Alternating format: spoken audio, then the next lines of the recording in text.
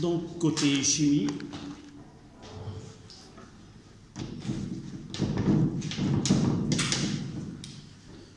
transformation spontanée dans les piles et récupération de l'énergie.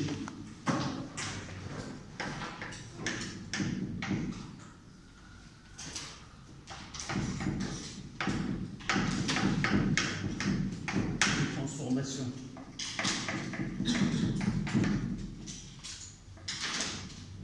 spontanée et récupération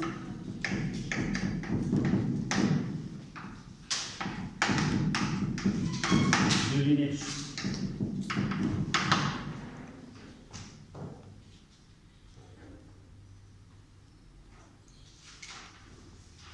Transformation spontanée, évidemment dans les piles.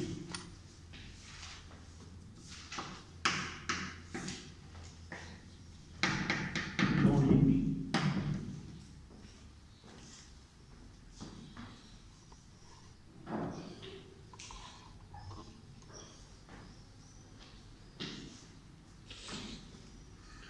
D'abord le titre. Qu'est-ce qu'on entend par les transformations spontanées? Oui, ne sont pas provoqués, c'est-à-dire ils ne nécessitent aucune intervention extérieure pour qu'ils se produisent. C'est-à-dire une fois que le mélange réactionnel est fait, alors le système va évoluer vers un état, soit cet état il est l'état final où il y a épuisement des réactifs, ou vers un état d'équilibre que nous avons déjà étudié. En quelque sorte, ce sont des réactions non provoquées. Mais je voulais bien que cette définition ou cette explication soit être présentée plutôt que de donner le contraire de spontané. D'accord? Récupération de l'énergie, ça veut dire quoi?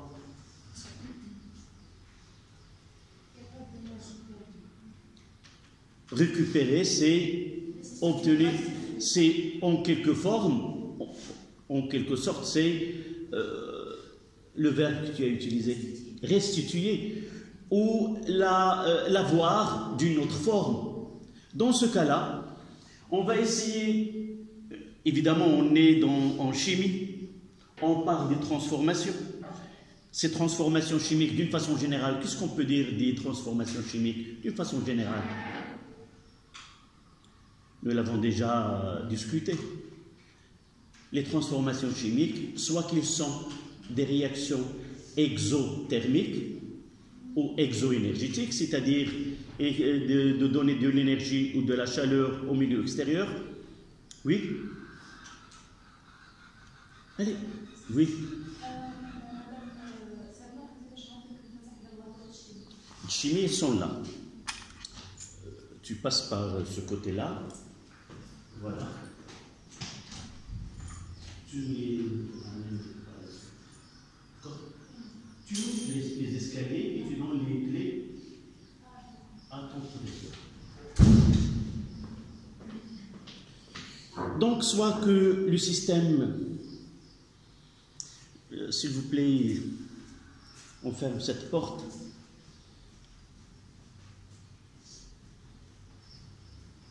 Donc, soit qu'une réaction elle est exothermique, soit elle est endothermique, c'est-à-dire il consomme de l'énergie pour se produire, soit que cette évolution du système dégage de l'énergie. Le troisième cas, que le système au cours de la transformation est athermique, c'est-à-dire il n'y a ni absorption ni dégagement de l'énergie, et par suite, comment peut-on, au cours de ces transformations-là, les transformations que nous avons étudiées, évidemment, pour récupérer de l'énergie, elles doivent être, comment doivent être ces transformations? Pour récupérer de l'énergie, ces transformations doivent être exothermiques, c'est-à-dire elles donnent de l'énergie pour qu'on récupère cette énergie. À noter dès le départ que ces transformations, ce sont des réactions chimiques. Et par la suite, on peut qualifier cette énergie comme une énergie comment? Chimique. Et à partir de cette énergie chimique, qu'est-ce qu'on va? De l'énergie électrique. Donc, voici le titre qu'on va traiter. Même si vous allez, au cours de cette leçon, vous n'allez pas remarquer cet aspect énergétique. On parlera dès le début que le rôle de cette étude-là, c'est comment récupérer, comment produire, entre guillemets, de l'énergie électrique à partir de l'énergie qui est chimique. D'accord? Donc, c'est le but de cet exercice, mais en réalité, on va voir du côté chimique ce travail-là plutôt que du côté physique. Vous savez que l'énergie électrique ou la puissance électrique, nous l'avons déjà définie, P instantanée, c'est U fois I. Et à partir de là, on peut déterminer soit de l'énergie, comme nous avons étudié l'année dernière, l'énergie ou l'énergie utile. Nous avons déjà parlé de l'énergie utile. C'est quoi? Ça concerne quel type de dipôle? Nous avons étudié l'année dernière les dipôles, les conducteurs ohmiques et les récepteurs et les générateurs. Les récepteurs, c'est là où on a étudié l'énergie utile. Et nous avons parlé de rendement. Les récepteurs sont caractérisés par quoi? Consommation de l'énergie électrique et la convertir en forme autre que de l'énergie thermique. Dans le cas d'un électrolyseur qu'on va étudier par la suite, il convertit quoi? L'énergie électrique en énergie chimique. Et dans un moteur électrique, il convertit l'énergie électrique en énergie mécanique. Donc, on va traiter dans ce cas-là des réactions chimiques à partir desquelles on va récupérer cette énergie qui est chimique et produire de l'énergie électrique. D'accord? Donc, on commencera par les transformations spontanées. On va revenir au paragraphe ou leçon que nous avons déjà étudié à partir de l'année dernière, en première année. Nous avons étudié les réactions d'oxydoréduction. Nous sommes revenus à ces transformations cette année. On va essayer comment l'idée a venu aux savants, comment peut-on récupérer cette énergie à partir de ces transformations chimiques. Donc, en chiffres romains, transformation spontanée avec transfert d'électrons. En chiffres romains, qui transformation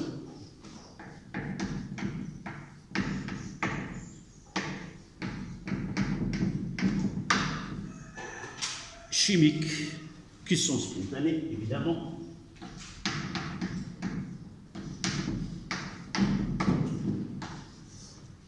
Avec transfert d'électrons.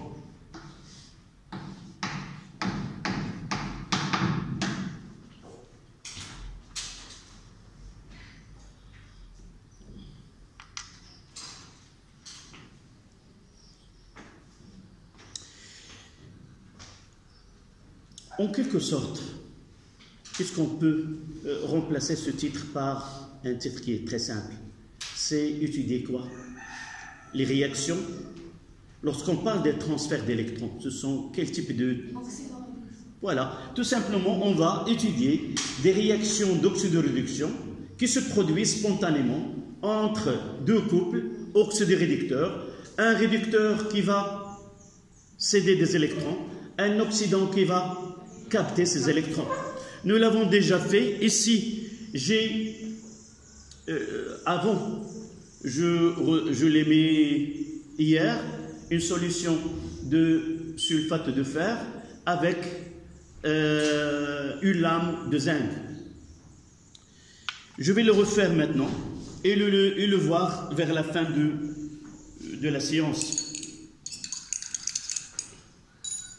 Donc là, je vais essayer de...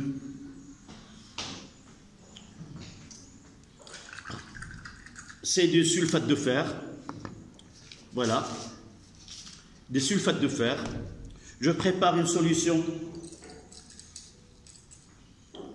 Il y a des ions Ce2+. Voilà. C'est une solution du sulfate de fer, c'est-à-dire Ce2+, Aq plus SO4 de moins Aq. Et je vais mettre une lame de zinc. Évidemment, j'ai... Voilà. Et je vais essayer de laisser cette réaction-là, elle est la même, sauf après un certain temps, il y a décoloration de la solution, c'est-à-dire disparition de la couleur bleue qui est liée à la présence des ions Ce2+. Et si j'enlève cette barre-là, vous voyez qu'il y a un dépôt rouge brique. Et ce dépôt-là, c'est même au fond de bécher, du cuivre métallique. D'accord? On va le laisser et au fur et à mesure qu'on fait le cours, on peut faire un petit... on verra ce qui se produit au niveau de la lame. D'accord? Donc on mettra un expérience.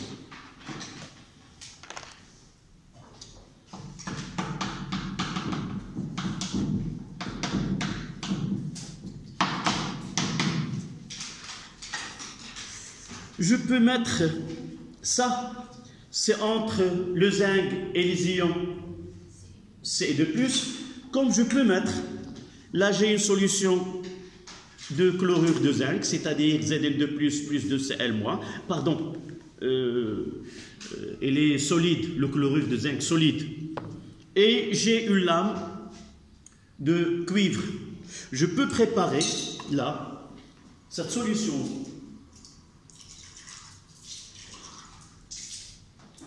Une solution de chlorure de zinc.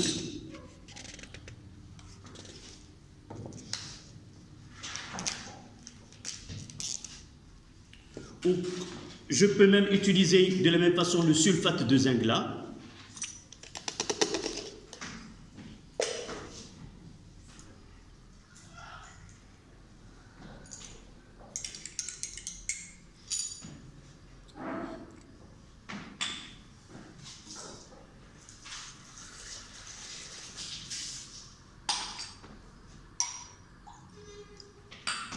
Voilà.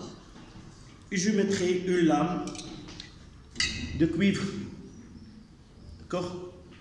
Voilà. Comme je peux faire mélanger les deux solutions en même temps et mettre les deux lames dans le même mélange. Je préférais bien le mettre séparément pour qu'on peut récupérer, on va les utiliser par la suite. D'accord? L'expérience qu'on va mettre, le schéma qu'on va mettre, un seul tube à ice, un seul bécher, on va mettre le mélange des deux et on va mettre les deux lames, une en cuivre et l'autre en zinc. Mais ici au laboratoire, nous pouvons les mettre séparément. Donc voici le schéma qu'on doit faire. Là, une lame de Zn. Là, une lame de Cu. Je vais le mettre en rouge.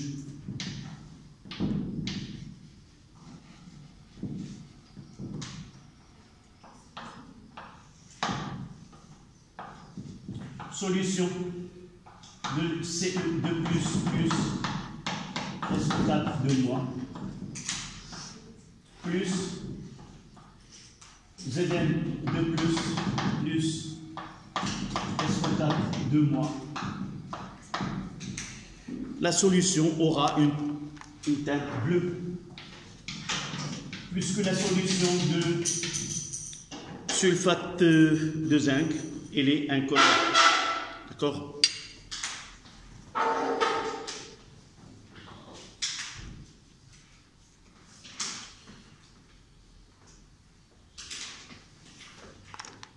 Et là, après un certain temps, après une durée,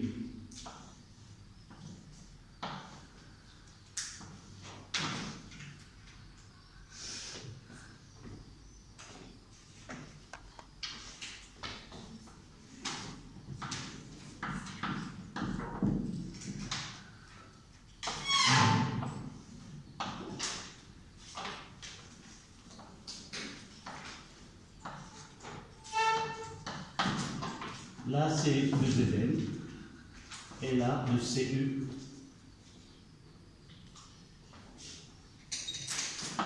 Disparition de la couleur.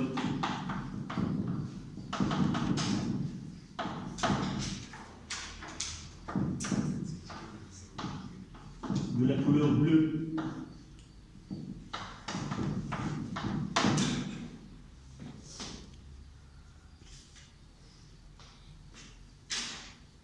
Évidemment, nous pouvons faire un test là. C'est de mettre en évidence, donc, apparition de la couleur rouge, c'est-à-dire un dépôt de cuivre, disparition de la couleur bleue, comme vous avez vu au début de... Et là, on prendra dans un tube à essai, là c'est la solution.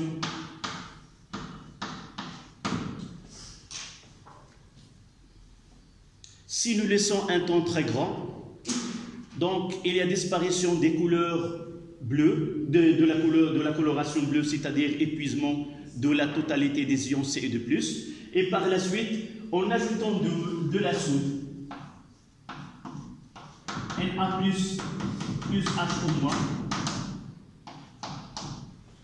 on observera on va évidemment on va le laisser et à la fin nous pouvons faire ce test là. Une fois que la coloration bleue disparaisse, nous pouvons mettre en évidence l'existence des ions Zn2+.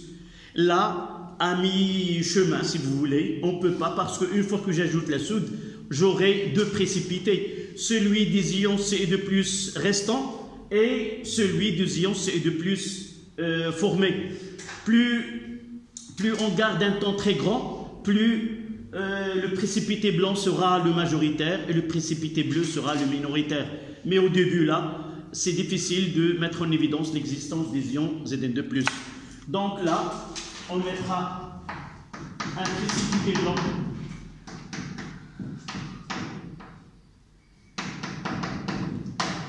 Précipité blanc, présence des ions Zn2+ aqueux. C'est en quelque sorte, il nous donne un précipité qui est le Zn au H2. Voilà ce qui se forme.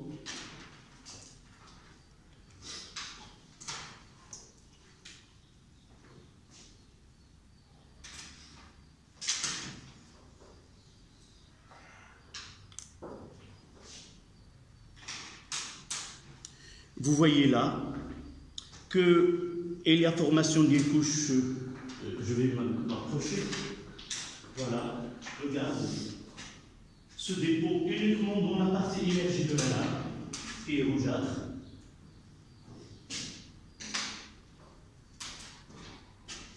C'est du cuivre. Je ne peux pas passer, tu peux voir... non, tu prends et tu fais montrer à ton pays et Youssef, tu peux t'approcher voir. Ou tu prends cette lame, tu observes de près et tu la ramènes ici. Vous voyez, tu vois, il y a un dépôt rougeâtre, rouge brique.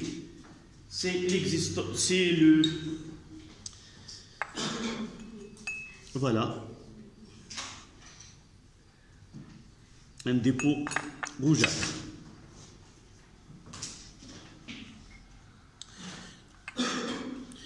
Par contre, de l'autre côté, nous voyons que la lame n'a subi aucun dépôt, c'est-à-dire la réaction entre Zn2+ et Cu ne se produit pas. Évidemment, dans notre programme, nous n'avons pas eu, c'est pas l'occasion, mais le programme ne permet pas de juger quelle transformation peut se produire et quelle ne peut pas se produire, parce que l'utile qui permet de savoir à l'avance ou de prévoir si une réaction d'oxydoréduction peut se produire ou non, a été supprimé du programme. Et par la suite, si nous étudions une étude quantitative, c'est-à-dire nous avons dans les programmes précédents, associé à chaque coupe une valeur donnée, qui est le jeu de Méiari ou c'est le potentiel redox. Cette grandeur-là permet de comparer lequel il est capable de réagir avec l'autre en se basant sur ce valeur-là. Donc, pour ceux qui ont déjà étudié ces notions-là, elles savent d'avance qu'aucune réaction ne peut se produire entre Cu et Zn de plus, parce que le Cu est un réducteur qui est moins fort que le Zn devant Zn, et par la suite, elle est incapable de céder ses électrons. En revanche, Zn c'est un réducteur plus réducteur que Cu, donc elle est capable de céder ses électrons. C'est pour cela que nous avons vu une précipitation de Cu. Donc on passe à 1, 2, interprétation.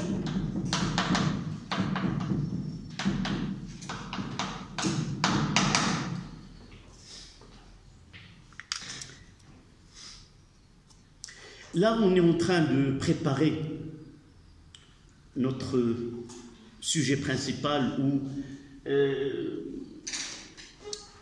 la leçon.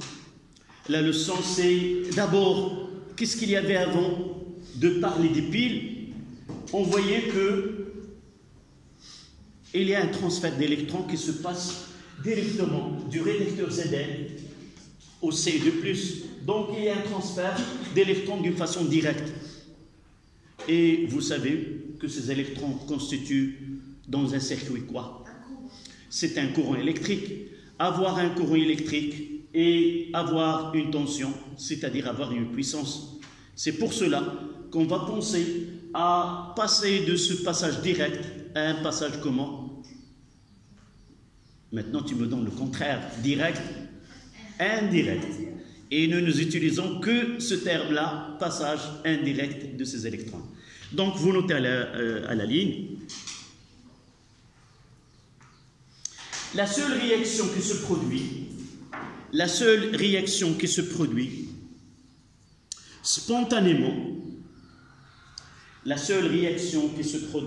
spontanément,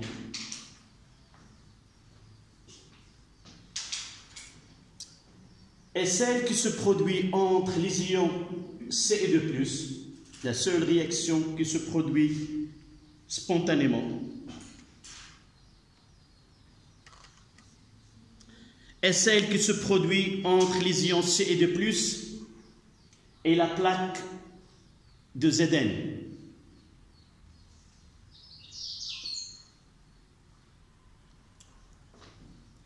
Sur sa surface,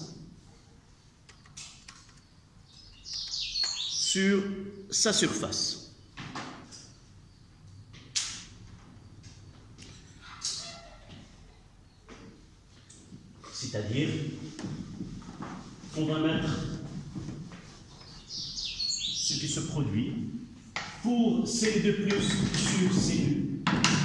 Nous avons vu que C2+ a que plus 2 électrons.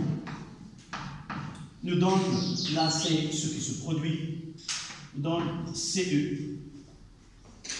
Et pour le couple Zn2+ sur Zn, nous avons, on mettra 2 en attendant voir si se produit Zn. Ça donne Zn2+ plus 2 électrons.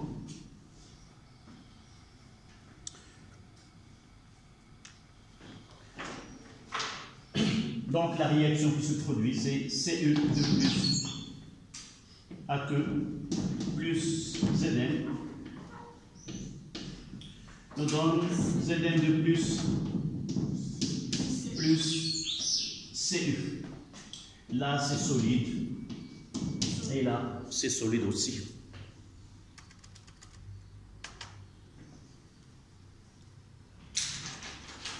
Ça c'est le sens direct 1, ça le sens indirect 2.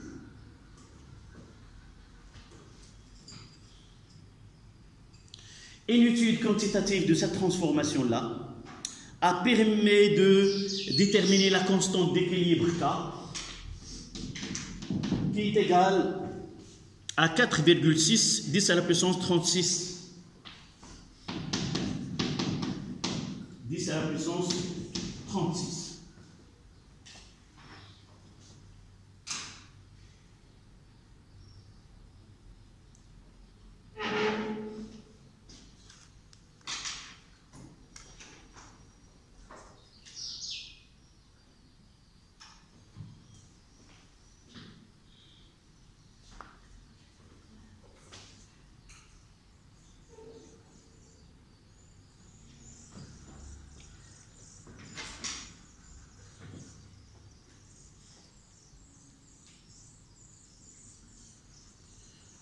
Cette étude-là, on propose que CE2 plus 0 est égal à 1 mol par litre et la concentration de Zn2 plus que nous avons utilisé aussi mol litre moins 1 et nous avons utilisé V total qui est égal à V1 qui est égal à V1 plus V2.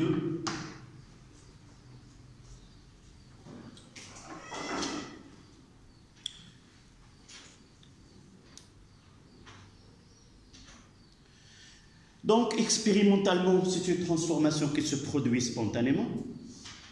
Nous l'avons observé par ce dépôt de cuivre qui se forme là. Il nous reste à savoir est-ce que cette transformation-là, elle est totale ou non.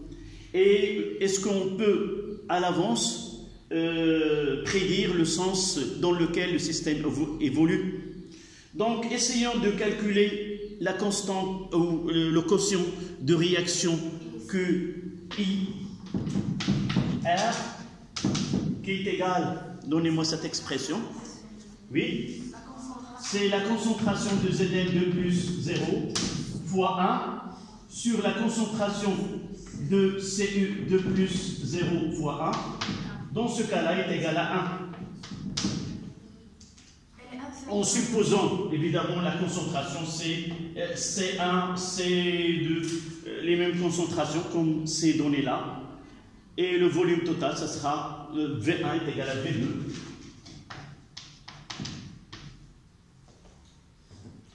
Et par la suite, ce quotient réactionnel ou ce quotient de réaction initiale est égal à 1.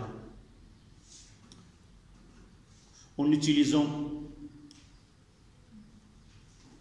comment peut-on connaître le sens d'évolution du système?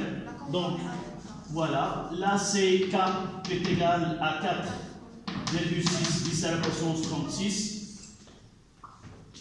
Et nous avons là 1, CQIR. Donc le système évolue dans le sens 1. Et comment cette transformation? Elle est directe et totale, puisque K est supérieur à 10 à la puissance 4. Et c'est pour cela qu'on va écrire cette équation avec une seule flèche, c'est Cu2 plus Zn, et je mettrai un seul flèche là, ça donne Cu plus Zn2 plus. Donc c'est une transformation qui est spontanée et totale.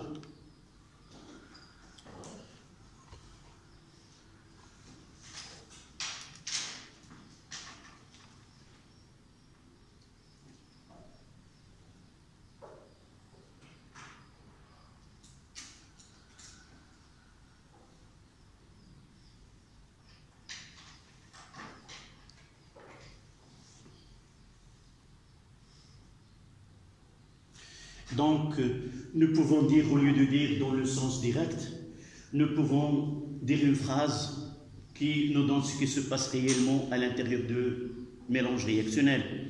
Nous pouvons dire que, et cette phrase-là, on va l'utiliser par la suite dans nos exercices, dire que le système évolue spontanément dans le sens de consommation de Ce2+, la concentration de Ce2+, va diminuer et augmenter la concentration de Zn2+, c'est-à-dire que le quotient de réaction initiale doit augmenter et pour qu'il augmente, il faut que la concentration de Zn de plus augmente et celle de C de plus diminue. D'accord? On va l'écrire dans la conclusion.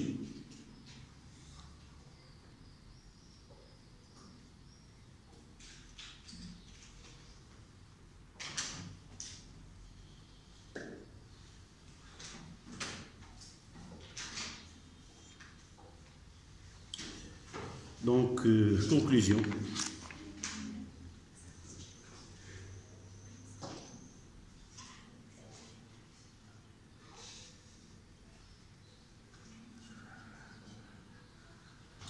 Donc, 1,3.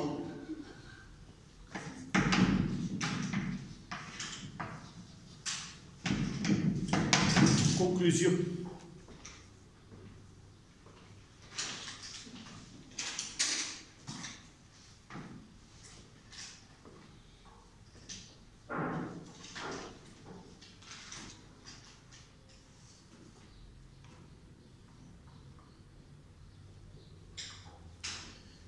Donc vous notez, au cours de cette transformation chimique,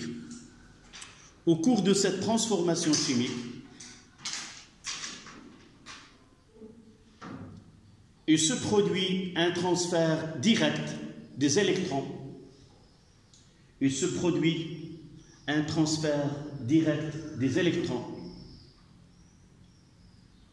Du réducteur Zn vers l'oxydant Ce2+.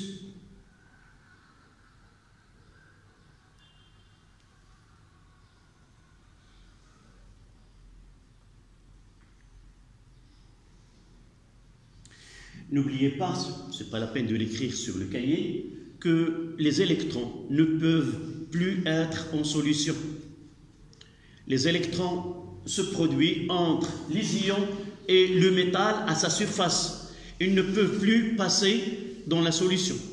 Nous avons déjà dit que la conduction électrique se produit dans les solutions par une double migration des ions et il n'y a plus des électrons. Dans les conducteurs ohmiques ou dans les métaux, la conduction est assurée par des électrons. Et pour faire cette jonction entre un circuit électrique et une solution où il y a des électrons, on utilise ce qu'on appelle des électrodes. L'électrode, c'est une lame qui permet d'être la surface au cours de laquelle se produit cet échange d'électrons entre le circuit et les ions qui se produisent. Soit en perdant des électrons, soit en gagnant des électrons, comme on va voir dans la partie suivante. Donc, cette constatation a été remarquée et j'ai déjà parlé que parfois l'homme, on ne peut pas prévenir ce que le cerveau humain peut proposer. Je ne sais pas lequel, le premier, a dit pourquoi ne pas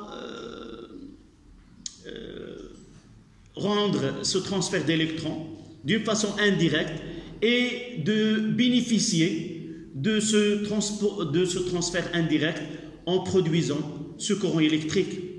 Donc nous savons que le courant électrique, c'est un écoulement d'électrons dans un circuit électrique. Nous savons ici que ces réactions d'oxydation, c'est un échange d'électrons. Et au lieu de laisser cet échange direct, est-ce qu'on peut réaliser un transfert indirect?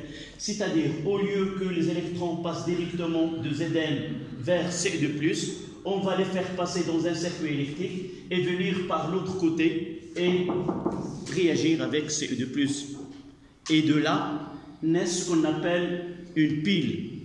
C'est là naît la récupération de cette énergie. C'est une transformation, il y a de l'énergie. Donc à partir de là, on a pensé à récupérer cette énergie chimique sous forme d'énergie électrique. La première constatation qui a été observée, c'est par un médecin qui est Galvani. De son nom, on entend le galvanomètre. c'est-à-dire c'est un appareil qui est capable de détecter des courants électriques très très faibles. Ce médecin qui travaillait peut-être vous avez étudié cette expérience-là, c'est l'excitation du nerf dans le cuisse d'un grenouille. Est-ce que quelqu'un peut me parler de cette expérience? Vous vous rappelez? Yalla, chez واحد منكم فيدوني أنا. C'est pas mademoiselle Fatem Zahra. Tu peux nous parler tu es le plus qualifié. Ta maman, c'est un professeur de sciences naturelles. Donc, parle-nous de cette expérience si tu te rappelles. Oui, c'est très loin. En collège, ben, on la laisse. Donc, contentez-vous uniquement de ce que je viens de dire. C'est une grenouille qui est décapitée. On essaie de faire une excitation du nerf dans sa patte. Oui, on a constaté qu'il y a une réaction de la patte et là, elle a pensé qu'il y a de l'électricité vivante. Ce mot de la vie, c'est-à-dire il y a quelque chose, la vie dans le corps, elle est reliée à ce phénomène-là. Et cette observation a été occasionnelle. Son assistant, en touchant avec un bout de métal, avec une décharge, en réalité, l'expérience consiste à connaître l'effet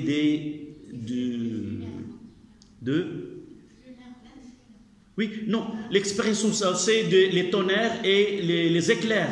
Quel est l'effet des éclairs sur le corps humain? Et là, il a constaté là, et à partir de cette expérience-là, son compatriote qui est Volta, il a donné une autre explication au phénomène, parce que lui, c'est un chimiste physicien. Il a donné que ce n'est pas de la vie qui doit être de cette façon-là, mais en réalité, c'est un autre phénomène chimique qui est ce phénomène-là. Il a essayé de faire, c'était en 1800 et quelques, il a construit la première pile. Et le mot pile, ça veut dire quoi? Il a essayé d'empiler des métaux séparés par du papier imbibé de l'eau salée. Il a constaté entre les bornes, ça donne une différence de potentiel. Et il a appelé ce dispositif une pile. Il a présenté cette pile au Bonaparte. C'est l'empereur français Napoléon Bonaparte. Il a présenté cette pile comme un succès. Et c'est là, on est entré dans de la grande porte. Comment peut-on arriver à avoir des piles qui permettent de convertir cette énergie chimique en énergie électrique? Et de là naissent ce que nous connaissons, ce que vous connaissez.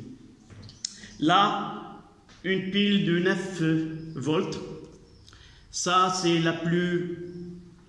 la moins chère, c'est la pile au clocher. On parlera de ces savants qui ont travaillé sur le domaine. Une autre pile, c'est la même, mais de marques différentes. Et là, une pile plate de 4,5 que vous avez étudiée peut-être en tronc commun, étudiée là. Et ici, la plus ancienne pile que nous avons ici dans le laboratoire. Et vous voyez cet empilement. L'idée de Volta, elle est ici. Donc, c'est une association, c'est un empilement ce que pensait Volta avant pour constituer une pile. La voici, ça date, je ne sais pas, je suis venu à Belkhateb il y a 37 ans. Donc le minimum, ça a 37 ans ici. Peut-être, sûrement, il existait avant que je serais là, la plus ancienne. Et elle est manufacturée, si vous voulez, comme l'idée de Volta. De Volta c'était en 1800, jusqu'au 1977, c'est la pile que le Marocain, elle est très connue, c'est Liazami, qui a fait la pile lithium. Tous les portables qui ont cette pile-là, c'est grâce à ce savant marocain-là qui a donné cette pile-là. Et évidemment, il est en train d'améliorer. Normalement, il devrait avoir une récompense mondiale. Elle a été donnée à une autre dans le même domaine, sauf que l'autre qui a été choisi, c'est uniquement par son âge et non pas par son travail, parce que plus que 90 ans, et il n'a pas beaucoup de chance pour eux, et là il a été récompensé plutôt que ce savant marocain. Peu importe, elle est entrée dans les annales des piles, on ne peut pas parler des piles sans parler de ce savant-là. Donc, quelle a été l'idée? C'est de construire une pile en mettant ce passage d'électrons en circulation dans un circuit électrique. Donc nous mettons 2 en chiffres romains, transformation spontanée avec transfert indirect des électrons. Donc ça sera le chiffre romain 2, le même titre, sauf vous allez écrire indirect. Donc, transformation spontanée, oui, j'ai dit le même.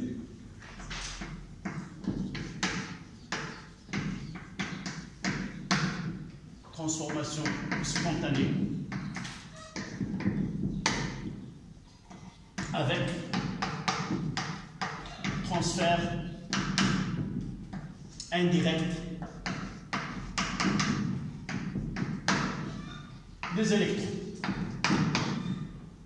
des électrons.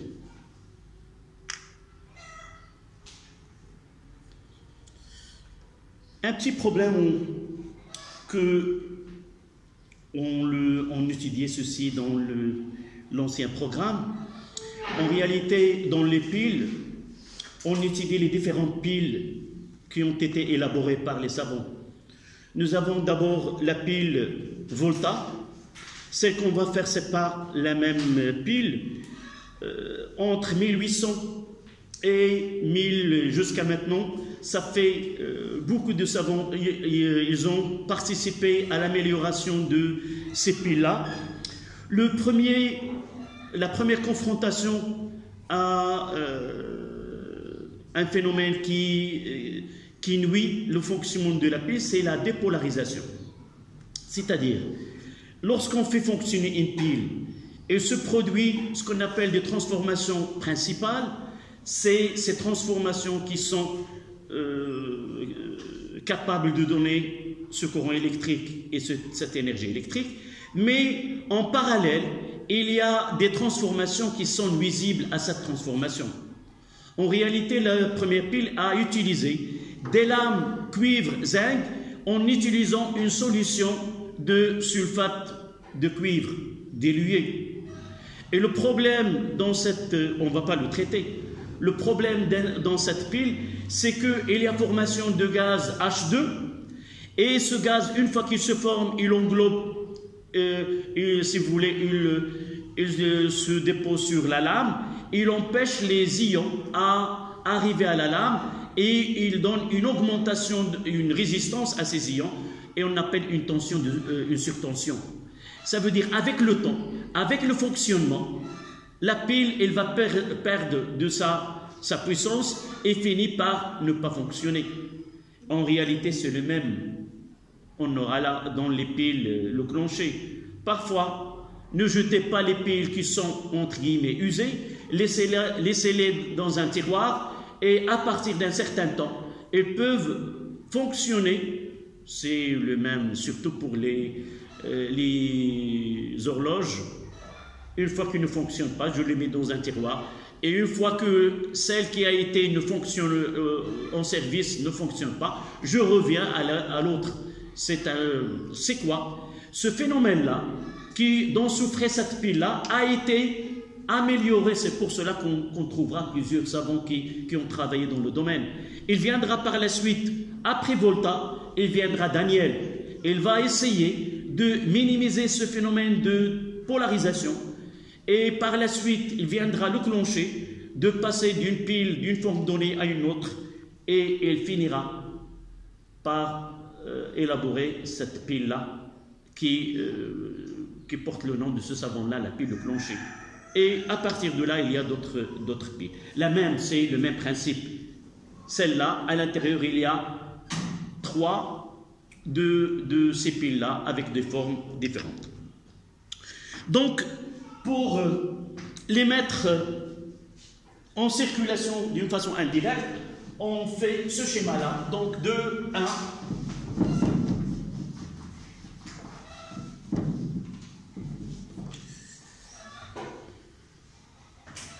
2, 1, expérience.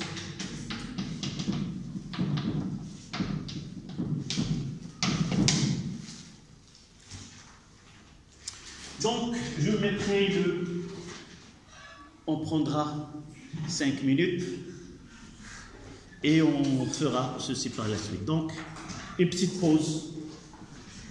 D'accord ?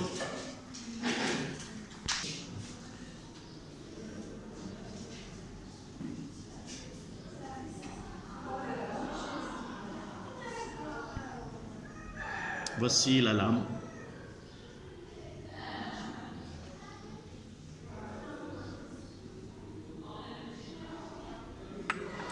Par contre ici, sulfate de zinc 2, et là, c'est la lame de cuivre. Rien ne se produit. Sinon, l'expérience, vous voyez là devant vous, là c'est le générateur, le voltmètre. Ici, vous avez 2 béchers. La solution il est claire, incolore, c'est la solution du sulfate de zinc. Une lame de zinc, la voici. Lame de zinc. Plongée dans une solution de sulfate de zinc. Là, une lame de cuivre plongée dans une solution de sulfate de cuivre 2. Et ici, qu'est-ce que vous observez là? C'est un pan, c'est du papier. C'est du papier là, imbibé d'une solution de KCl. Là, je vais enlever. Voilà. On l'utilise comme un pan. Et essayez de voir ce qui se produit au niveau de voltmètre. Là, c'est le 0. Une fois que je mets ce pan, vous voyez que l'aiguille ici indique une valeur, une différence de potentiel entre les 2 plaques. Donc là, on a constitué, si vous voulez, une pile, et ce qui se produit tout à l'heure d'une façon directe se produira ici d'une façon indirecte, que ces électrons-là passent dans le circuit, et de l'autre côté, il va produire la même transformation chimique. Sauf dans ce cas-là, on a fait un transfert d'électrons d'une façon qui est indirecte du lame de zinc vers l'autre lame de cuivre où les ions Ce2+ réagissent avec, pour donner le cuivre métallique. D'accord? Donc c'est ça l'expérience que nous devrons faire, et nous nous sommes arrêtés à faire le schéma de cette expérience-là. Donc, si vous voulez voir de près, est-ce que vous voulez voir de près? Non? D'accord? Donc, j'enlève ce dispositif de visualisation, là.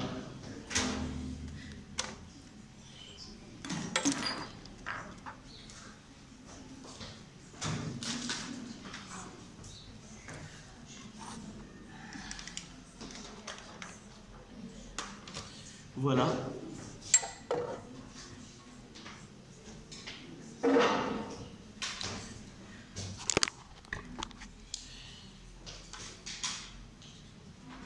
Donc nous n'avons pas besoin de ce projecteur. Donc expérience, on fera le schéma.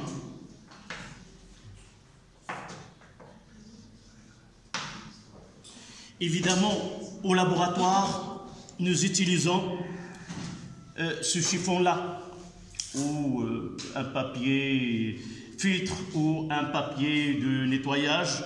Mais en réalité, on peut utiliser un pont salin comme celui-ci. On fait une solution gélifiée de ce KCl, c'est-à-dire préparer une solution en agitant de l'amidon. Et quand on prépare un gel, une solution concentrée de KCl avec un gel, on fait remplir ce tube-là et on peut, je vais essayer de voir si je peux, il fallait remplir de la solution. Où est cette celui-là? Je vais essayer si c'est possible de la remplir. J'ai là.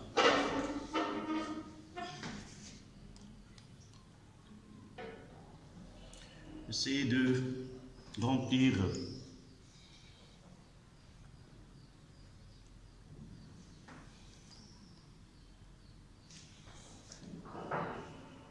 Si nous ne voulons pas utiliser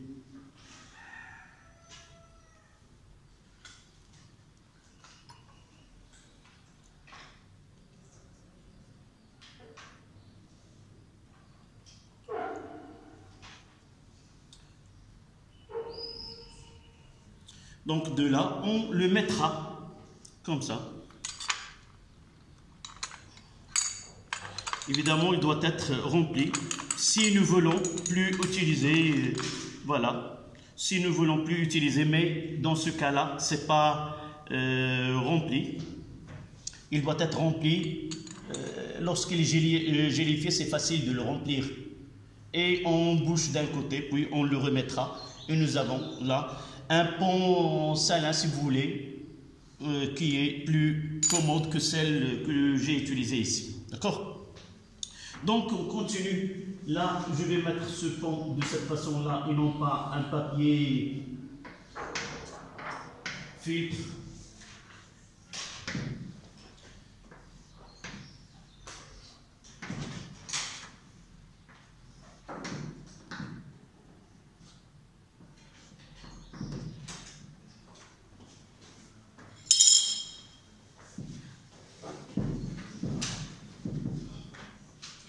Là, c'est CE, une lame de cuivre.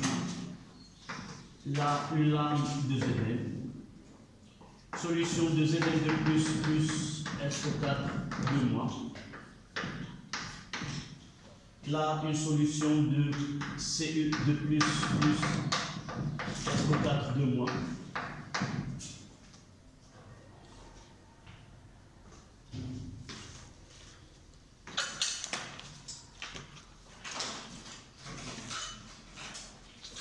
On utilise un voltmètre.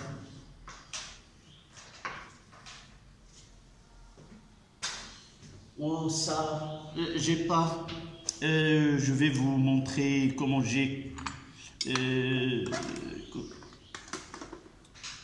connecté le voltmètre. Là, c'est la lame de zinc. Elle est reliée au pôle commun, c'est-à-dire le pôle positif. Et là, c'est la lame de cuivre reliée au pôle positif de voltmètre. C'est pour cela que nous avons lu une tension qui est positive. On parlera là. Si j'utilise un voltmètre digital, je peux ne pas me soucier de utiliser quelle borne avec quelle borne, parce qu'on peut obtenir soit une valeur positive, soit une valeur négative. Et à partir de la valeur algébrique de la tension lue, je peux déterminer le pôle positif et le pôle négatif. Lorsque le commun est relié au pôle négatif de la pile, je trouverai toujours une différence de potentiel qui est positive. Si je trouve une valeur qui est négative, la lame qui est reliée au pôle négatif, ça sera le pôle positif de la pile, et la lame reliée, c'est la valeur est négative, évidemment. D'accord? Donc là, je garderai le cuivre, c'était le pôle positif, là c'est le pôle négatif. Si les concentrations sont de 1 mol par litre de sulfate de cuivre 2 et de sulfate de cuivre 1, et la température 25 degrés Celsius, on trouvera une tension de 1,1, une différence de potentiel, ce qu'on appelle la force électromotrice de la pile. C'est 1,1. Là, c'est un pont salin.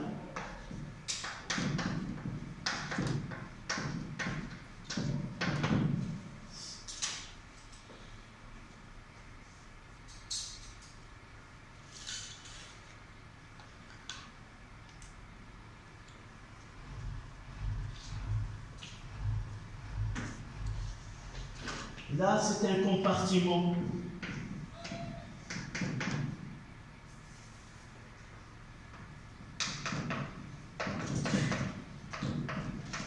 qui utilise le couple CE2 plus CU. Et là, compartiment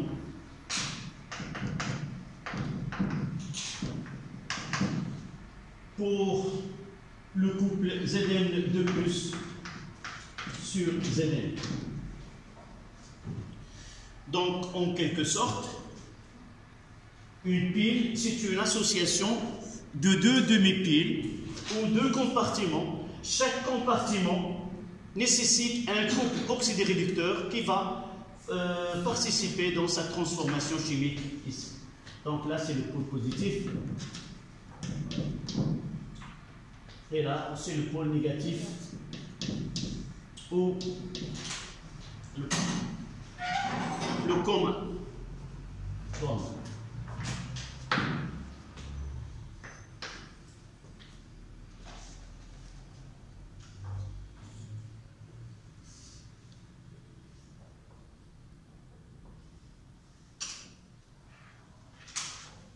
Donc là, on doit mentionner le sens du courant.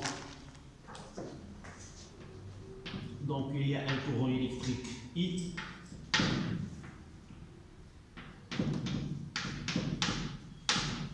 Dans le circuit.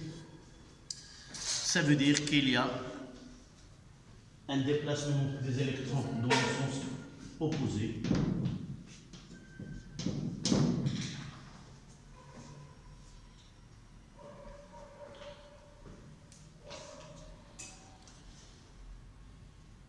Ce qui nous ramène au paragraphe 2.2, interprétation.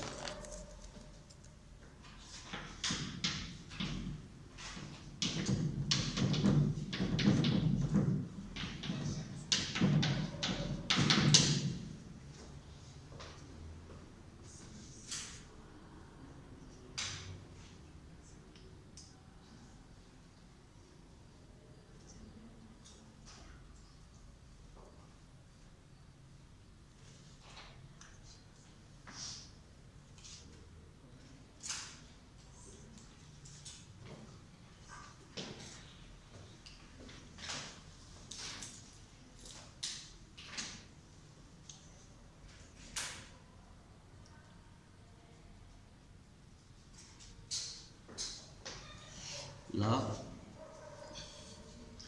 à l'intérieur, par exemple, solution gélifiée de KCl, de K plus Cl-, de solution de KCl, ou un électrolyte.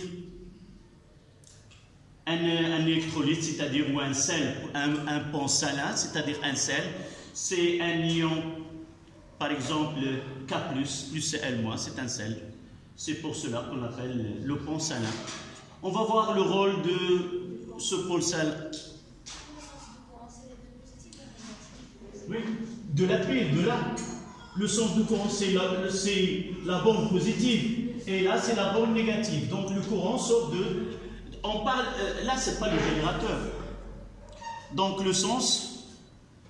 là, c'est un générateur. Si nous avons branché d'une façon quelconque, soit que le courant, on aura une valeur 1,1 volt ou là, ou moins 1,1. Donc, dans ce cas-là, on parle là, puisqu'il y a un courant en absence de la pile, le voltmètre n'indiquera rien. Donc, le responsable du courant électrique, c'est ce dispositif-là qu'on peut le schématiser par ce symbole. Donc c'est un générateur de courant qu'on appelle une pile. Le nom vient de début. Celui qui a fait ce travail-là pour ce générateur-là, il a empilé des conducteurs séparés par du papier imbibé de solution de NaCl. Et c'est de là vient le terme une pile.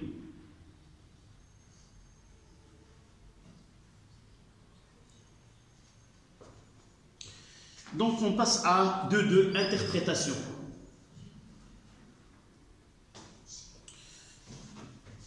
Parmi les questions qui sont posées, vous devez faire ce schéma. Connaissons les deux couples. Là, le couple c'est Zn2 plus Zn. Donc je dois mettre, si on me donne faire le schéma du pile, il nous donne les deux couples. Vous devez être capable, si le couple, il y a un métal et l'ion, le métal, il va jouer un double rôle. La première, c'est un réducteur. La deuxième, c'est une électrode. On ne peut pas avoir un passage de courant, le lien entre le circuit et la solution, et c'est une électrode. Tant qu'il est un métal, il jouera les deux rôles. Si le couple, le réducteur par exemple, n'est pas un métal, on doit utiliser une électrode qui n'est pas une électrode inaltérable, c'est-à-dire ne doit pas réagir. À l'intérieur de cette pile-là, nous avons une électrode qui n'a rien à voir avec le couple oxyde-réducteur qui participe. Pourquoi? Tout simplement parce que le réducteur n'est pas un métal. Donc, si vous avez eu l'occasion d'ouvrir cette pile, vous trouvez à l'intérieur quoi? Un bâton en charbon qui est noir, c'est du carbone à l'intérieur. Et cette électrode-là, qui est en carbone graphite, elle a la particularité d'être conducteur de courant électrique. Donc, on va voir par la suite. Dans certains cas, on peut utiliser une électrode autre étrangère, entre guillemets. Le cas d'une électrode en platine, une électrode en cuivre tant qu'il ne réagit pas, ou un conducteur aussi. D'accord? Donc, là, vous mettez une électrode.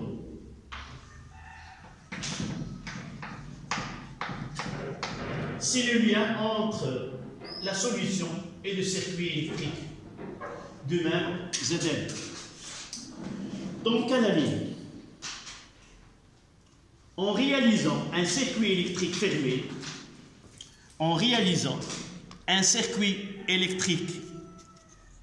fermé,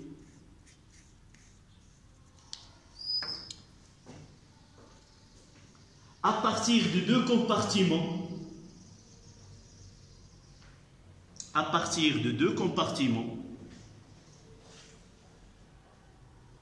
reliés par un pont salin,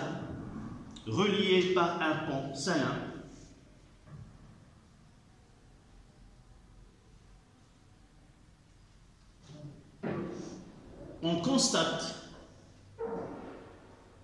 le passage des électrons,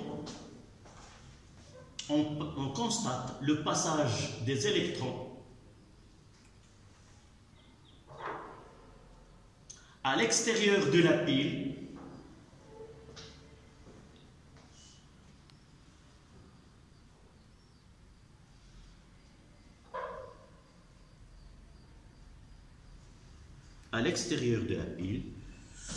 de la plaque Zn vers la plaque Cu.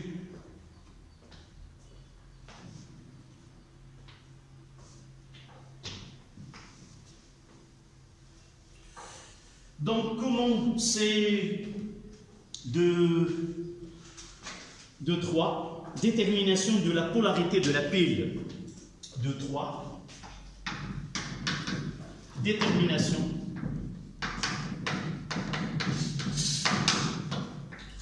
de la polarité de la pile.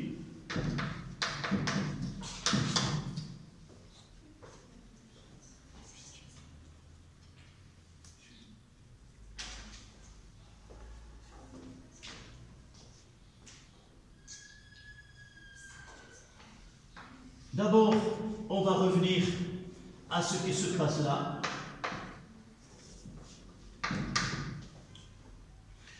La première des choses qu'on va utiliser dans nos exercices, on vous donne une pile, deux couples oxydoréducteurs, reliés, on constitue une pile avec ces deux couples, on relie un voltmètre ou un ampèremètre à cette pile. L'indication donnée, c'est que on relie le COM avec telle électrode et on vous donne la différence de potentiel entre les deux bords de cette pile. La première des choses, c'est toujours il faut marquer lequel est relié au pôle COM et l'autre au pôle positif. Donc la première des choses, on mettra la différence de potentiel, c'est V, le pôle positif c'est V de CU moins V de ZN. L'électrode en zinc, le plus c'est relié là, et le moins relié avec ZN, est égal à 1,1 volt qui est supérieur à 0. De là, on tire que V de CU est supérieur à V de ZN. Donc, de là, s'il me donne une valeur qui est négative, je mettrai V de tel, elle est intérieure. De là, on tire que le pôle positif, celui qui a le potentiel le plus grand est le pôle positif. Donc, de là, on tire que CU ou l'électrode en CU est le pôle positif. Et l'électrode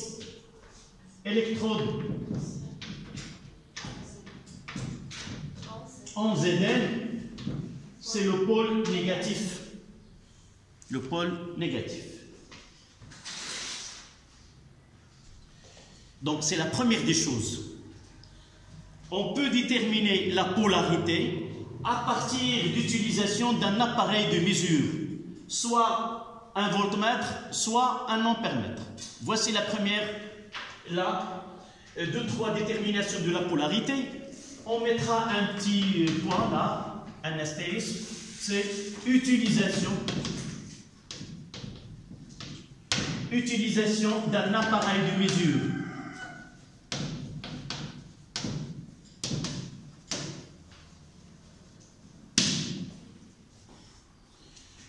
Et c'est ça ce qu'on va faire là.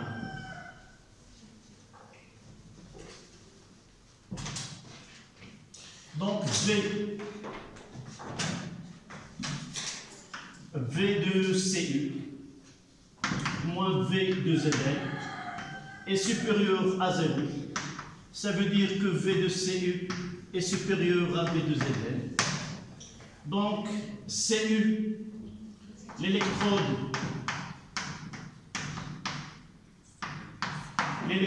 en cuivre, le pôle positif.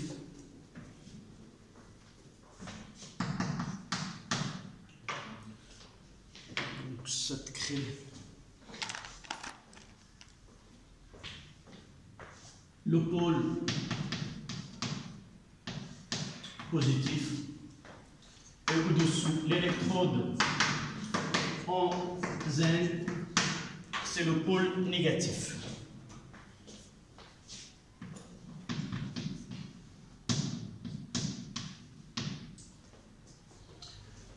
Voilà la première méthode pour déterminer les polarités de la pile.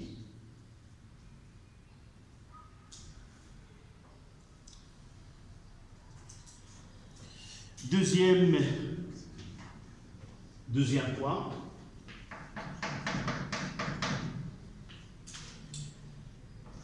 les réactions qui se produisent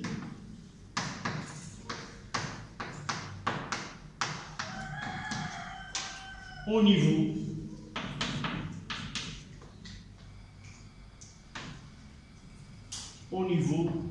des électrodes.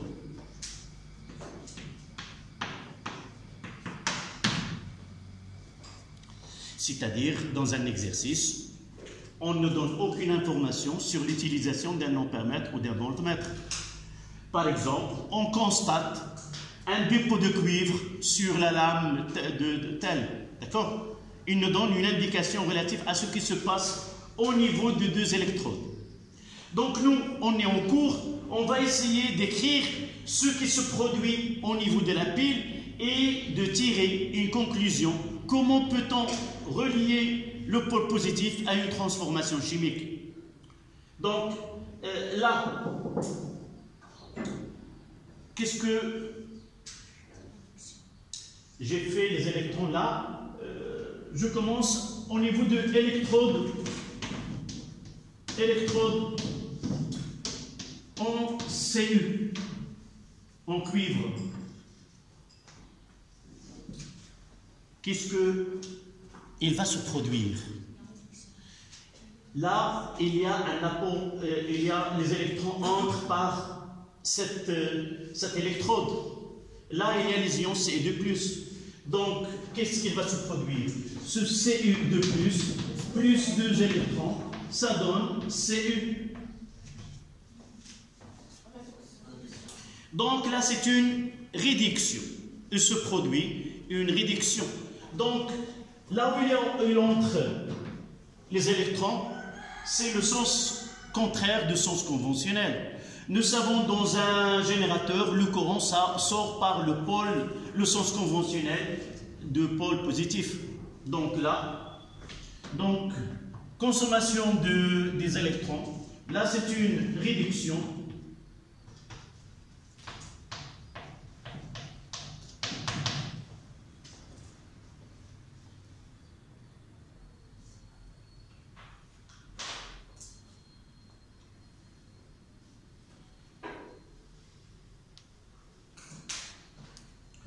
Nous pouvons dire avec une couleur différente. Au niveau de pôle positif, il y a quoi? Consommation des électrons. Donc, pôle positif.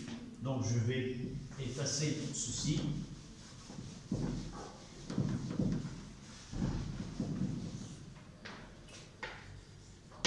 Au pôle positif de la pile, il y a réduction,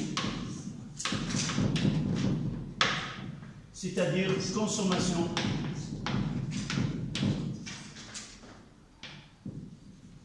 des électrons.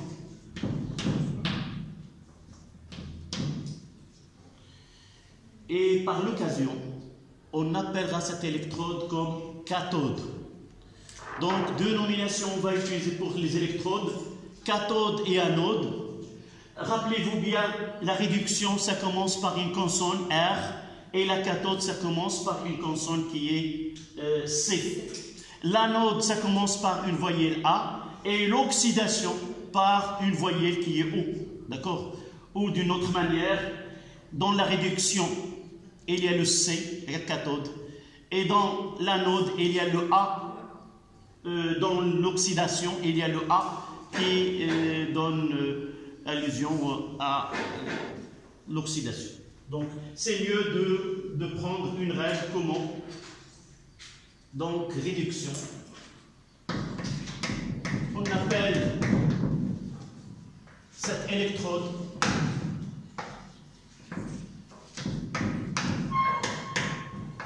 une cathode.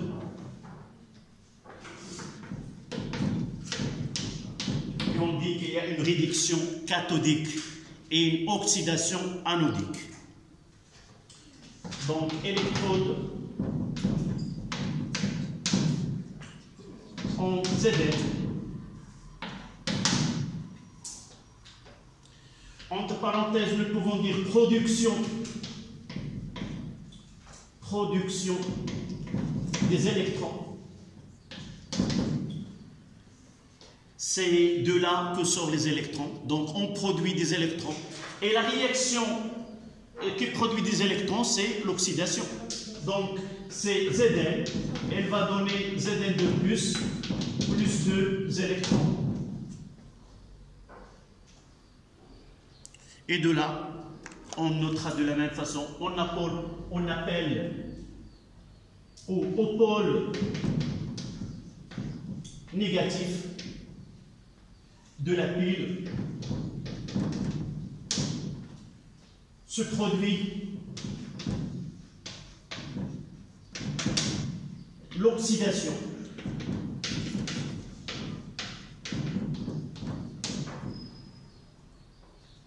On appelle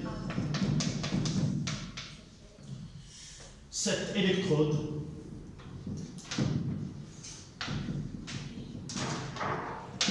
une anode.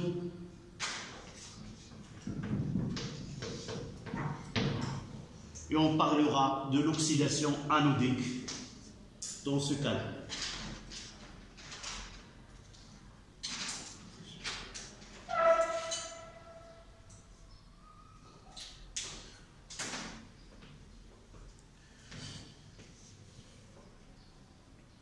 Donc rappelez-vous, si on vous donne ce qui se produit au cours de réaction, dire que le pôle négatif, c'est là où il y a la production des électrons. Les électrons sont négatifs. Donc, la production des électrons, c'est là où c'est au niveau de pôle négatif. Et si vous savez le pôle négatif, là, production des électrons, consommation des électrons, rappelez-vous uniquement celle-là. Le pôle négatif produit des électrons, donc ça sera le pôle négatif, et le pôle négatif se produit. Une fois qu'il y a production, ça veut dire que c'est de l'oxydation. L'autre, il sera la réduction. Quand on peut vous poser la question, comment appelle-t-on cette électrode? Vous avez à partir de transformation qui se produit. Si se produit une réaction, c'est une cathode. Si se produit une oxydation, ça sera une anode. D'accord?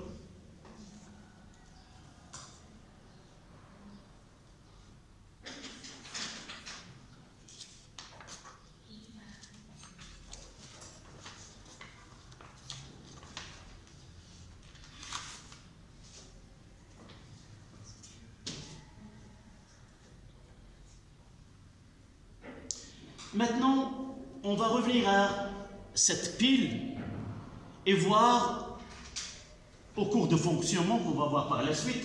Donc le fonctionnement de cette pile pour produire de l'énergie électrique se base sur des transformations chimiques où il y a production des électrons au niveau de compartiment Zn de plus sur Zn et consommation des électrons de l'autre côté. Vous voyez à partir de réactions qui se produisent au niveau de chaque électrode, là, il y a consommation du métal Zn, il y a épuisement. De l'autre côté, il y a consommation des concentrations, diminution de la concentration de C2+. Donc, au cours de fonctionnement, là, le zinc, il peut être usé. C'est le problème de ces piles-là. Si on les garde plusieurs dans un appareil, nous constatons qu'il y a de la rouille dans cette télécommande. Pourquoi? Parce que ce Zn,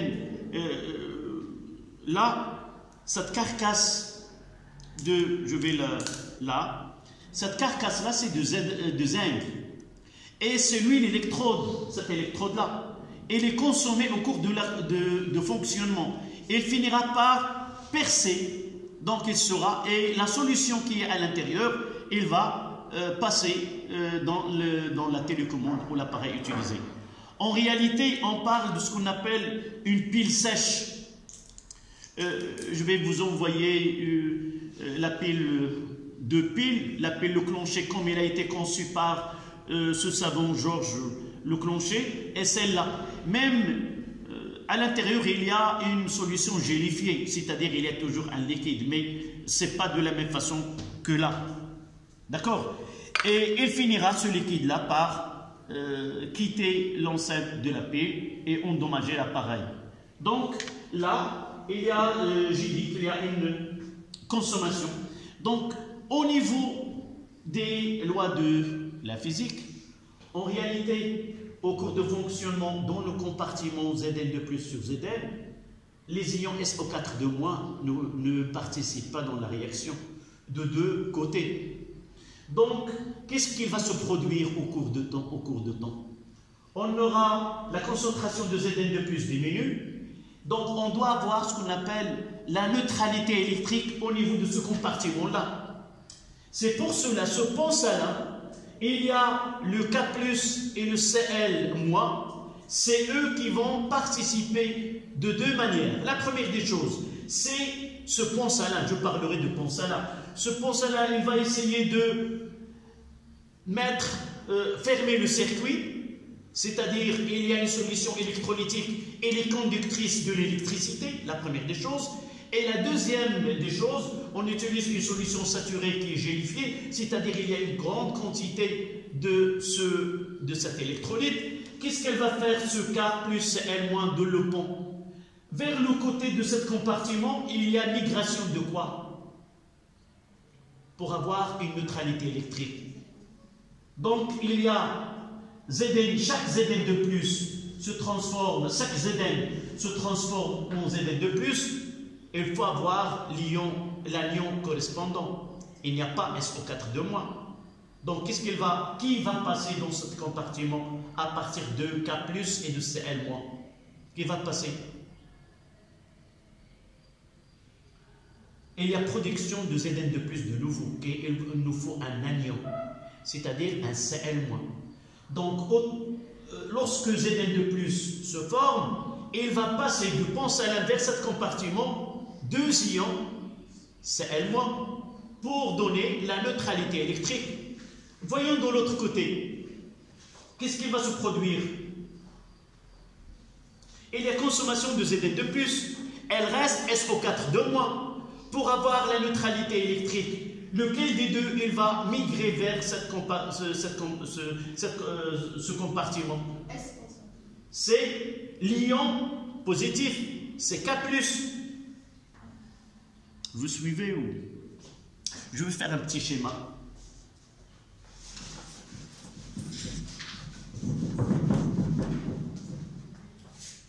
Je vais mettre en grand là le pont salin.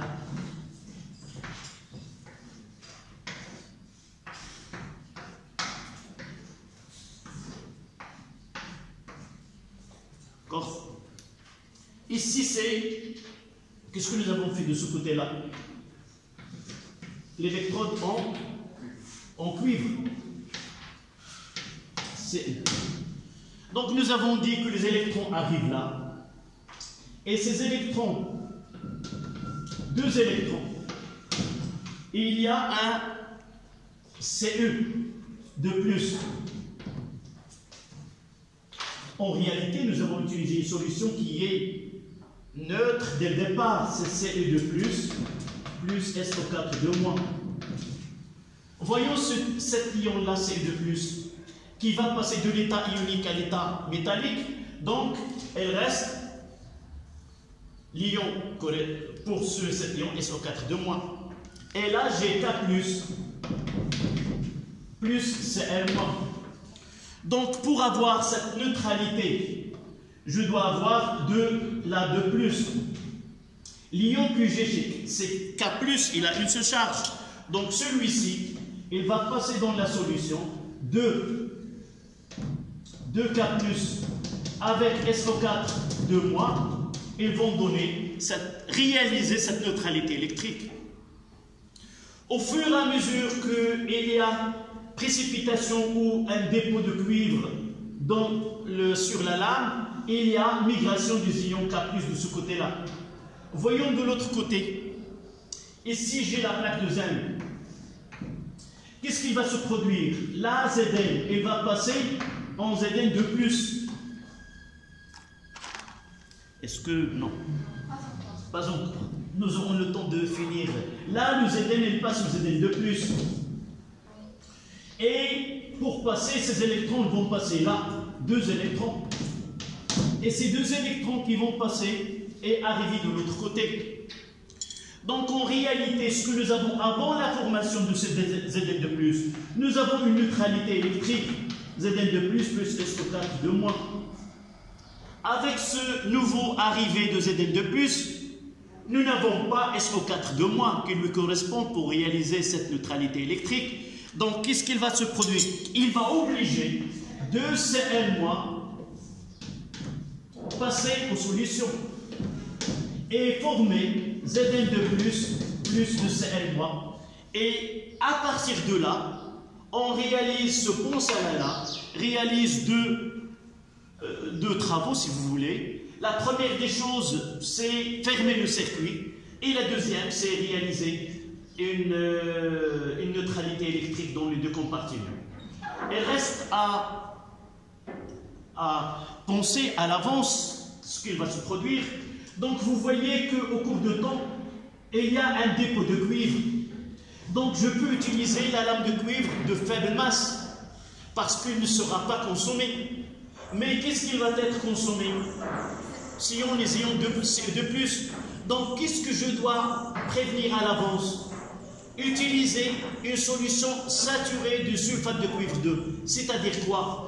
Avoir un petit dépôt solide de Ce2+, SO4 Tant que les ions Ce2+ se déposent sur la lame, ce solide-là, elle passe de l'état solide à l'état ionique. Et ainsi, on approvisionne, si vous voulez, la pile à fonctionner plus longtemps. De l'autre côté, et pour finir, comment doit être la lame de zinc ici? Une grande masse. On va voir avec la pile Daniel, il utilise une grande masse. Pourquoi? Parce qu'il va être consommé. Si je mets une lame qui est de masse faible, la durée de vie, si vous voulez, de cette pile sera minimale et il ne fonctionnera pas pendant longtemps. D'accord? On terminera, Inch'Allah, la suite de cette leçon. Merci.